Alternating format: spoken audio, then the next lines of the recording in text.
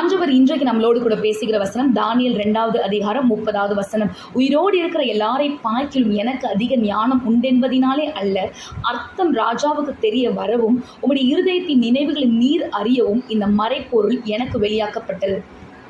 இந்த வசனத்துல 2 காரியம் இருக்கு. ஒன்று, தானியேல் இந்த மறைப்பொருளை ஏன் ஞானத்தினாலும் நான் சொல்லலை அப்படின்னு தன்னை தாழ்த்துறார். 2வது காரியம், இதை நீர் அறிய வேண்டும், உங்களுடைய இருதயத்தின் நினைவுகளை நீர் அறியணும் அப்படின்னு தான் இது வெளியாக்கப்பட்டிருக்கு அப்படின்னு அவர் சொல்றாரு. இதற்கு முந்தின வசனம் 29வது வசனம் சொல்லுது, அந்த ராஜா படுத்து கொண்டு இருக்கும்போது இனிமேல் என்ன சம்பவிக்கும் என்ற நினைவு அவருக்குள்ள எழும்புச்சு. அப்பதான் ஆண்டவர் அந்த சொப்பனத்தை கொடுத்தார். தானியேல் மூலமாய் மறைப்பொருள் வெளியாக்கப்பட்டது.